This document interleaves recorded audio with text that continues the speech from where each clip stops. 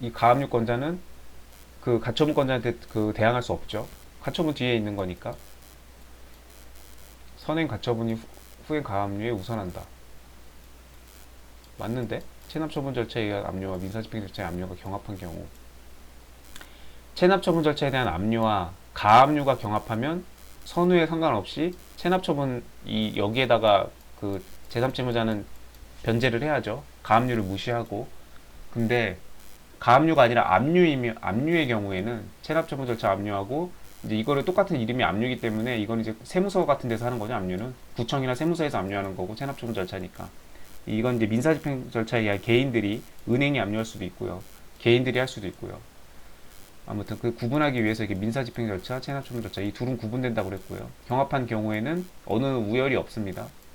그래서 그냥 이렇게 집행공탁함으로써 면책될 수 있고요. 이것도 이거 공탁 나왔죠. 민사집행법인데. 네. 또 공탁 가면 또 민사집행법 나옵니다. 되게 다 연결이 돼 있어서 공탁을 아직 공부를 안 했으면 뭐 다른 건 둘째치고 집행공탁이 뭔지를 모르니까 이게 뭐 알 수가 없죠. 네. 그래서 다 이게 부등 공탁, 민소, 민법 다 공부가 돼야 이 민집이 이게 완성이 되는 거라서 어쩔 수가 없네요. 문제마다 이렇게 막 그냥 쏟아져 나오니까. 네. 지금 나머지는 다 뭐 맞고요. 이거 뭐 어디 틈 잡을 데가 없고. 처음에 저도 문제를 풀 때 뭐지? 이렇게 좀 이렇게 했는데 답은 3번이에요. 일단 나머지가 다 뭐 나머지가 태클 그 걸만한 문구가 없어서 답이 3번인데 일단 2020년도 6월 판례고요. 이거 조금 읽어볼게요.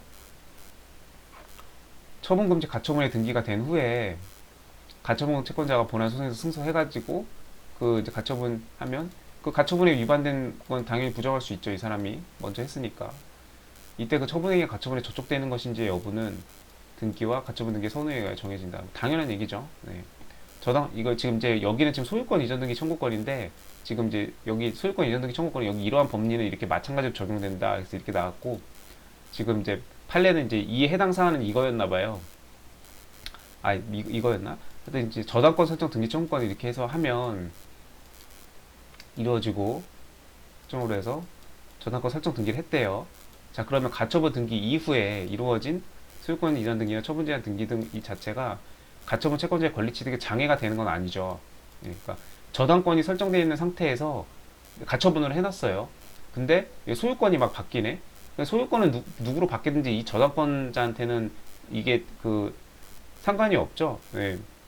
소유권이 누가 바뀌든 이 저당권 설정한 사람은 이 사람이 빚을 안 갚아? 애초에 이제 그 저당권을 설정할 때 그 채무자가 있을 거 아니에요. 그 사람 아파트에다가 이걸 건 거고. 근데 이 채무자가 빚을 갚고 있는 와중에 아파트에 소유권을 넘긴 거예요. 그럼 소유자가 이렇게 바뀌면 이 은행한테 무슨 문제가 되냐? 은행은 문제될 거 없어요. 이 채무자가 빚을 제때 안 갚는다? 보통 석 달 지나면은 연체되면 경매에 넘기거든요. 그러면 이 사람은 그냥 경매에 넘기면 돼요. 그럼 이 부동산을 산 사람은 이 사람은 이거 경매에 넘어가서 부동산 날라가면 날라가는 거예요. 그러니까 애초에 부동산을 사지 말았어야죠. 지금 저당권이 설정돼 있고 빚 갚고 있는 중인데 이 사람이 만약 못 갚으면은 이 아파트 경매에 넘어가는데 그 저당권이 걸려 있는 아파트를 산 사람이 잘못이죠. 애초에 그래서 등기부 보고 부동산 구매하잖아요. 부동산 살 때 등기부 깨끗한 근저당 없는 깨끗한 부동산인지 확인하고 매매하고 만약에 근저당이 있으면 당연히 이 근저당을 말소시키는 조건으로 아파트를 사죠. 이걸 그냥 아파트 사는 사람이 어디가 있어요. 그렇기 때문에 그런 현실도 이해를 해야 되고 이 저당권 설정한 은행은 아파트 주인이 바뀌든 말든 아무 상관이 없다. 이 사람은 매달 원리금 갚고 있을 거 아니에요? 원리금 제때제때 받으면 그만이고 그래서 변제 다 끝나면 그 문제 저당권 말소해주면 그만인 거고 만약에 빚을 안 갚는다? 그러면 지금 부동산 소유자가 누구로 되었든지 간에 은행은 알 바 아니고 그냥 경매 넘기면 된다 이겁니다. 경매 넘겨서 아파트 매각해가지고 이제 낙찰받은 사람이 돈 낼 거 아니에요? 그럼 그 돈에서 이제 변제 충당하면 되는 거죠. 그리고 끝나는 거죠. 이 사람은 집 날리는 거고 낙찰받은 사람은 집 소유 이제 갖게 되는 거고 빚졌던 사람은 지가 빚 못 갚았으니까 지 아파트 날라가는 거고 이렇게 되는 겁니다. 그러니까 이게 가처분 채권자의 권리 취득에 장애가 되는 건 아니에요. 그래서 가처분권이 걸려 있고 그걸 이제 그 이제 본안 판결을 받아가지고 이제 그거를 저당권 설정 등기를 이렇게 했다. 지금 이걸 보전하기 위해서 가처분을 한 거잖아요. 처분금지 가처분을. 그렇게 해서 이제 이걸 실현을 하게 되면 이제 이 저당권 설정 등기가 설정이 되는데 이게 설정이 될 때 이런 소유권 이전 등기나 이런 것들은 뭐 상관이 없기 때문에 가처분 뒤에 소유권 등기가 바뀌든 말든 상관이 없다 이겁니다. 그래서 이게 지금 핵심 포인트예요. 가처분 채권자의 권리 취득에 장애가 되는 게 아니기 때문에 말소되지는 않습니다. 네. 그러니까 가처분 이후에 된 거니까 그냥 묻고 따지지도 않고 말소되는 게 아니라고요. 보통은 말소되지만 이렇게 그 가처분 채권자의 그 권리가 상충되는 게 아니면 상관없다 이겁니다. 그래서 말소되는 게 아니에요. 이거를 지금 선행 가처분이 후행 가압류에 우선한다? 지금 어디가 지금 어디를 틀린 걸 한 건지 좀 문제가 조금 막 제가 보기에는 명확치 않은데 이 개념을 알고 있는지를 지금 물어보는 건지. 이게 부동산 등기에서 되게 중요한 개념이거든요.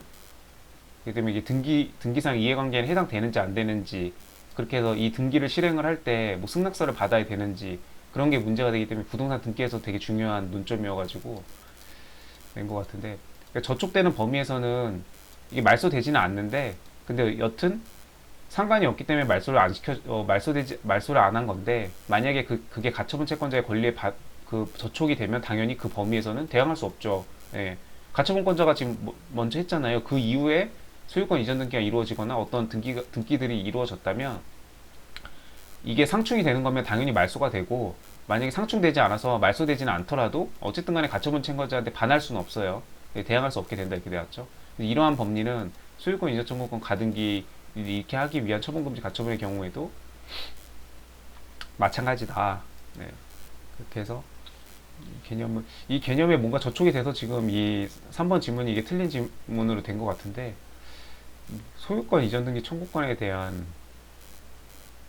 설마 이거 가등기 요거 소유권 이전 등기 청구권 가등기 요거를 빼먹어서 틀린 질문으로 뭐 이렇게 하지는 않았을 것 같은데, 대한 처분금지 가처분의 집행 후 가압류 집행이 이루어진 경우 이 선행 가처분이 후행 가압류에 우선하는 건 전체적인 개념은 맞아요. 네. 당연히 가처분이 먼저 했으니까 우선하죠. 우선해야죠. 대항할 수 없다고 하잖아요.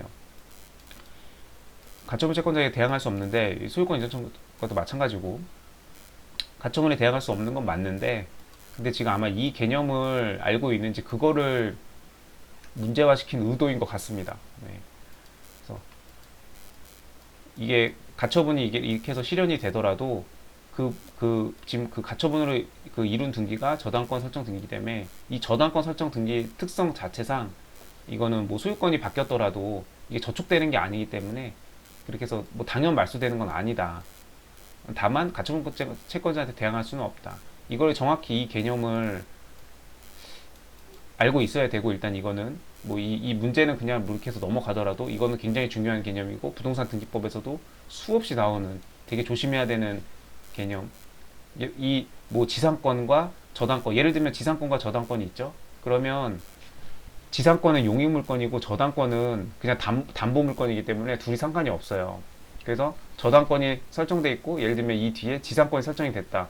그러면 이게 이제 처분금지 가처분을 해놨다가 이제 이게 본안으로 이렇게 넘어가면서 이 피보전 관리 실현을 해서 저당권 설정 등기가 됐어요. 그럼 이 가처분 이후에 만약에 지상권이 설정돼 있었다. 그럼 그 지상권이 자동으로 말소되는 거냐? 그렇지 않다는 거예요. 그 지상권자는 가처분권자한테 대항할 수는 없어요. 저촉되는 범위에서는 가처분권자가 우선하니까. 근데 지상권 자체는 저당권 자체하고 서로 양립할 수 있는 권리이기 때문에, 양립할 수 없는 권리라면 말소되겠지만, 직권으로 말소되지만, 신청으로 가처분, 이거 신청으로 말소죠? 잠깐만요. 네, 조문 잠깐 찾아봤네요. 부동산 등기법 94조에 있죠. 네. 그래서 가처분 등기 이후의 등기는 말소는 신청으로 합니다. 그래서 이 저당권 그러니까 예를 들면 이 저당권 설정한 사람이 이 가처분 이후의 등기를 다 말소시킬 수가 있는데, 신청해서. 근데 이거 지금 지상권자는 그 저당권하고 양립할 수 없는 관계에 있는 게 아니기 때문에, 양립할 수 있기 때문에 자동으로 말소되는 건 아니에요. 다만 그 지상권자는 가처분권자인 이 저당권자한테 대항할 수는 없죠. 나중에 됐으니까. 그 얘기입니다. 그래서 이 양립할 수 있는 권리인지 아닌지, 소유권과 저당권, 소유권과 지상권, 지상권과 저당권, 이런 식으로 각 권리 간에 부동산 등기에서 매우 중요한 개념이고, 그래서 지금 이거를 문제로 낸 것 같습니다. 그래서 3번이 틀렸다는 거.